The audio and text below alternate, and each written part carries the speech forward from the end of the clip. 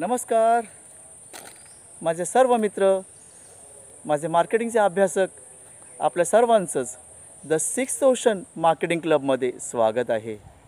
आणि मार्केटिंग म्हटल्यानंतर आणि मॅनेजमेंट म्हटल्यानंतर या विषयांमध्ये विविध टर्मिनॉलॉजी आहे, आपल्याला कल्पना आहे, परिभाषा आहेत आणि त्या परिभाषेचं नेमकं अर्थ काय हेही आपल्याला समजणं गरजेचं आहे। आणि आजचा जो असा शब्द आहे तो आहे स्टेक होल्डर्स। आता स्टेक होल्डर्स हे सामान्यतः एखाद्या वेळेस अर्थ वेगळा असेल, पण मार्केटिंगच्या विषयामध्ये, मॅनेजमेंटच्या विषयांमध्ये अर्थ विविध वेगवेगळा असण्याची शक्यता असेल आणि तेच आपल्याला समजायचं आहे नेमकं। लक्षात घ्या। तर स्टेक होल्डर्स म्हटल्यानंतर आपण जर एक टाईप केलं किंवा डिक्शनरी पाहिली तर तिथे आपल्याला एक अर्थ असाही सापडेल की त्याला भागधारक म्हटलेलं आहे। स्टेक होल्डर्समध्ये भागधारक, पण भागधारक हा इंग्रजीमध्ये शेअर होल्डर्स होतो आणि शेअर होल्डर्स हे ते आहेत जे कंपनीचे शेअर्स विकत घेतलेले असतात, स्वतःकडे शेअर्स असतात आणि त्या प्रमाणात तरी काही होईना ते कंपनीचे मालक आहेत। हे लक्षात घेणं गरजेचं आहे आपल्याला। मग स्टेक होल्डर नेमकं म्हणजे काय? तर स्टेक होल्डर हे अक्षरशः विस्तृत शब्द आहे, टर्म आहे, त्याची परिभाषा आहे। तर ते शेअर होल्डरपर्यंत पुरता मर्यादित नाही। शेअर होल्डर आहेतच त्याच्यात, पण या व्यतिरिक्त banking, non banking financial institutes आहेत जे सातत्याने कंपनीबरोबर रोजच्या रोज त्यांचं ट्रान्झॅक्शन असतं, त्यांना जे काही लोन्स द्यायचं असतं, ओडीज द्यायचे असतात, कॅश क्रेडिट्स असेल, क्रेडिट अगेन्स्ट स्टॉक असेल, ज्या काही पद्धतीने कंपनीला फायनान्शियली मदत करायची असते, हे सुद्धा स्टेक होल्डर्स आहेत। या व्यतिरिक्त अजून कोण आहेत स्टेक होल्डर्स?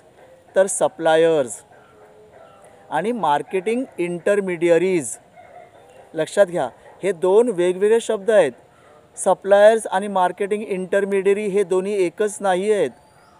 बऱ्याच वेळेस सामान्यतः आपल्याला असं वाटतं सप्लायर म्हणजे डीलरसुद्धा असेल किंवा डिस्ट्रीब्युटरसुद्धा असेल, तसं नाही आहे।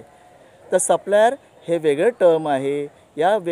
याची परिभाषा अशी आहे, कंपनीला, ऑर्गनायझेशनला ज्या काही गोष्टींची गरज लागणार आहे, त्यांचं फिनिश प्रोडक्ट बनवण्यासाठी, त्यांचे विविध प्रोडक्ट्स बनवण्यासाठी जे काय लागणार आहे ते सगळे, आणि जे काही पुरवठादार आहेत हे पुरवठा करणार आहेत ते आहेत सप्लायर्स। मग सप्लायर्स वेगवेगळ्या प्रकारचे असतात, मग त्याचं क्लासिफिकेशन केलं गेलं आहे। ए क्लास सप्लायर्स कोण आहेत? जे असे काही प्रोडक्ट्स सप्लाय करणार आहेत, रॉ मटेरियल सप्लाय करणार, प्रोडक्ट्स बोलत नाही, त्यांचं प्रोडक्ट असेल या कंपनीसाठी ते रॉ मटेरियल होऊ शकतं। रॉ मटेरियल सप्लाय करणार आहेत जे महत्त्वाचे आहेत, ते जर नसतील स्टॉकमध्ये तर प्रोडक्शनवर सुद्धा परिणाम होणार आहे, विपरीत परिणाम होणार आहे। लक्षात घ्या।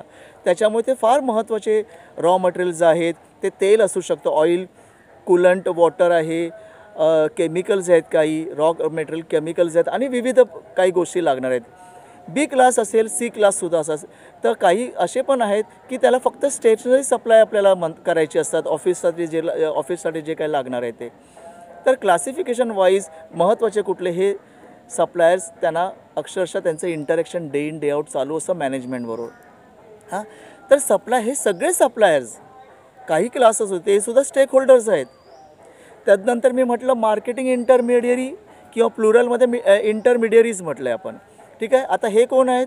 मग हे फिनिश प्रोडक्ट जो आहे तो ग्राहकांपर्यंत पोचवण्यासाठी जो काही चॅनल आहे, आणि चॅनल डेव्हलप करता जे काही विविध ऑर्गनायझेशन्स, कंपन्या, व्यक्तिमत्व येतात, हे सगळे मार्केटिंग इंटरमिडियरीजमध्ये आहेत। मग त्यामध्ये स्टॉकिस्ट होईल, डीलर होईल, डिस्ट्रीब्युटर असतील, रिटेलर असेल, फ्रँचायझी असेल, एजंट असेल, कमिशन एजंट असेल आणि काहीतरी डेव्हलपमेंट एजंट असतील, ह्या सगळ्या गोष्टी याच्यामध्ये, ह्या सगळे व्यक्तिमत्व, या सगळ्या कंपन्या हे मार्केटिंग इंटरमिडियरीजमध्ये येतात।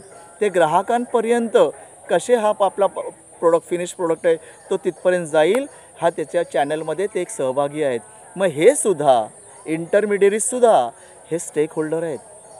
यानंतर अजून कोण स्टेक होल्डर असतील? तर होय, ग्राहक जो आहे, कस्टमर, हा आपला प्रोडक्ट सर्व्हिस खरेदी करत आहे, तोही कंपनीचा स्टेक होल्डर आहे।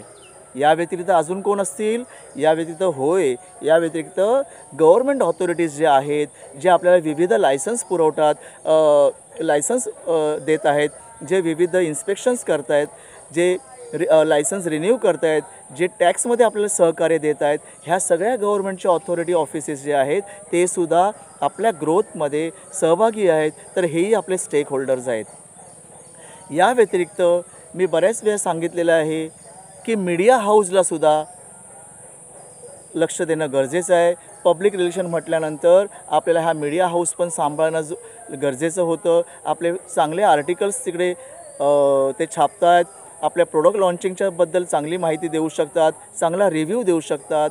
तर मीडिया हाऊस जे असतात तेही आपले स्टेक होल्डर आहेत. आणि अजून एक स्टेक होल्डर महत्त्वाचा म्हणजे आपल्या कंपनीचे सगळेच्या सगळे एम्प्लॉई, ह्युमन रिसोर्स हा महत्त्वाचा रिसोर्स आहे. हा लक्षात घेणं गरजेचं